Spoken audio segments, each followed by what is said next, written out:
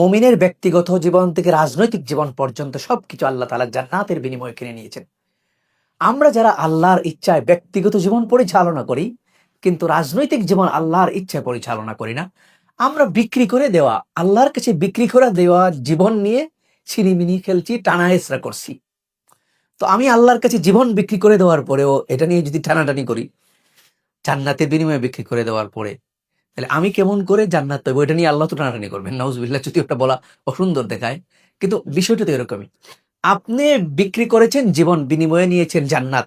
এখন যদি ওই বিক্রি করা জীবন আবার আপনি ফেরত নিয়ে নেন যে না, আমি রাজনৈতিক জীবন আল্লাহর ইচ্ছায় পরিচালনা করব না, পারিবারিক জীবন বা ব্যবসা বাণিজ্য আর্নিং, এখানে আল্লাহর বিধান আমি মানব না, তাই আল্লাহ আপনাকে জান্নাত কেন দিবেন?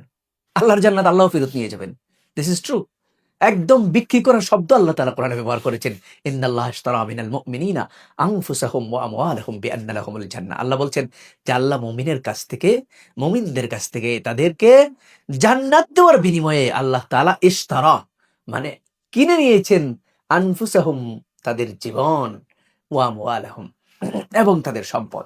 সুতরাং মুমিন কেউ নিজেকে দাবি করলে, কেউ নিজেকে মুসলমান দাবি করলে, তার জীবনের সকল ক্ষেত্রে সে আল্লাহর কোড, আল্লাহর শরিয়া, আল্লাহর জীবন বিধান মেনে চলবে, আল্লাহর অনুগত হয়ে চলবে। এইটাই হলো তার জন্য আবশ্যক। এর বিকল্প চিন্তা করার সুযোগ তার নেই, কারণ সে সবকিছু আল্লাহর কাছে জান্নাতের বিনিময়ে বিক্রি করে দিয়েছে। যদিও আল্লাহর কেনা লাগে না, কারণ আল্লাহই বানাইছেন জীবন, তারপরেও বলছেন এটা আমি কিনে নিয়েছি, তোমাকে বিনিময়ে দেব জান্নাত। তোমার কাজ হলো জীবনের সকল ক্ষেত্রে আমার আনুগত্য স্বীকার করা।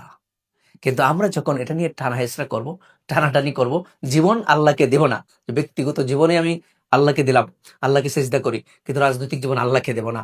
ওই রাজনৈতিক জীবনে আমি দাসত্ব করব তাগুতের, রাজনৈতিক জীবনে আমি আইন বিধান মানবো জাতীয়তাবাদের, রাজনৈতিক জীবনে আমি আইন বিধান মানবো সেকুলারিজমের। তাইলে ওরাই হলো আপনার প্রভু, ওরাই হলো আপনার মাবুদ। আপনি ওদের কাছে জান্নাত আশা করবেন, আল্লাহর জান্নাত আপনি পাবেন না, আর ওদের তো জান্নাত নাই।